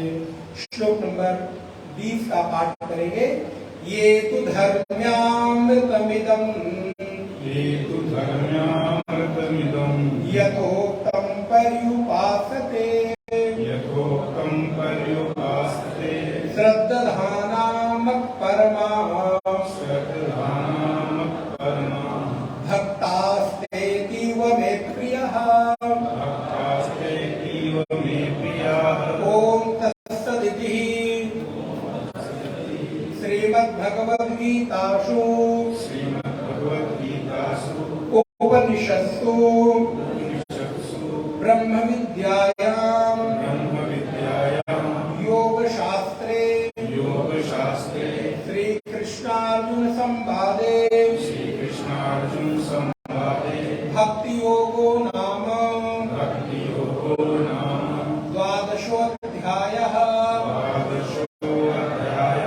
भगवान कहते अर्जुन, जो लोग ये तो धर्म्यामृतमिदं यथोक्तम परिभाषते, जो श्रद्धा से युक्त होकर इन चीजों का पालन करते हैं, प्रेम भाव से मेरा सेवन करते हैं, वो भक्त मुझे अतिशय प्रिय हैं। इस प्रकार यहाँ पर भक्ति योग नामक 12वां अध्याय विश्राम लेता है। कृष्णाय वासुदेवाय हरे परमात्मने प्रणतक्लेशनाशाय गोविंदाय नमो नमः। पहला अध्याय सांख्य योग, विषाद योग। दूसरा अध्याय कर्म योग। हाँ, दूसरा अध्याय कर्म योग, सांख्य योग। बिल्कुल, मैं एक एक अध्याय से आगे नाम इसलिए लेता जा रहा हूं। पहला अध्याय विषाद योग, दूसरा अध्याय सांख्य योग, तीसरा अध्याय कर्म योग, चौथा अध्याय ज्ञान कर्म संन्यास योग, पांचवा अध्याय कर्म संन्यास योग, छठा अध्याय आत्म संयम योग, सातवां अध्याय ज्ञान विज्ञान योग, आठवां अध्याय अक्षर ब्रह्म योग, नवां अध्याय राजविद्या राजगुह्य योग, 10वां अध्याय विभूति योग, 11वां अध्याय विश्व रूप दर्शन योग, 12वां अध्याय भक्ति योग। इस प्रकार हम लोगों ने 12वें अध्याय का सूक्ष्म रूप से विचार किया। आगे 13वें अध्याय से 18वें अध्याय तक जो 13वां अध्याय है, जहां पर क्षेत्रज्ञ की बात आई है, उस अध्याय को हम लोग संभवतः जुलाई के दूसरे सप्ताह में देखने का प्रयास करेंगे, आपको सूचना दे दी जाएगी। इस प्रकार यहाँ पर 7 दिवसीय श्रीमद् भगवद गीता ज्ञान यज्ञ का आज विश्राम होता है। आप सभी के प्रति मंगल कामना, सभी का जीवन आनंदमय हो, भक्तिमय हो, भगवान की खूब कृपा हो, ऐसी प्रार्थना भगवान के चरणों में करता हूँ। जिन पवित्र अंतःकरण के द्वारा आदरणीय माता जी, गुरु जी, उनके द्वारा ये संकल्प किया गया, जिनके इस संकल्प से हमें भी कहने का, आपको सुनने का अवसर मिला, उनके प्रति भी मंगल कामना, धन्यवाद। आने वाले सभी भक्तों के लिए बहुत बहुत धन्यवाद। संगीत में जो भी सेवा दे रहे हैं आप सभी के प्रति, दीक्षित जी के प्रति, सभी भक्तों के प्रति अनंत शुभकामनाएं और आभार के सहित इस मंदिर प्रांगण में जितने भी लोग आए उन सभी के प्रति हम अपनी मंगल भावना देते हुए कि आपका जीवन ऐसे ही सेवा में बना रहे और ये महाशक्ति धाम पवित्र प्रांगण हम सभी लोगों के लिए भक्ति ज्ञान वैराग्य और भगवती परंपरा की सेवा के लिए तत्पर रहे और निरंतर इसकी उत्थान और उन्नति होती रहे। भगवान की चरणों में मैं ऐसी मंगल कामना करता हूँ। ओम शांति शांति शांति। पूर्णमिदं पूर्णात् पूर्णमुदच्यते पूर्णस्य पूर्णमादाय पूर्णमेवावशिष्यते। ओम शांति शांति शांति। हरि ओम। श्री गुरुभ्यो नमः। हरि ओम। श्याम वंशी को बजा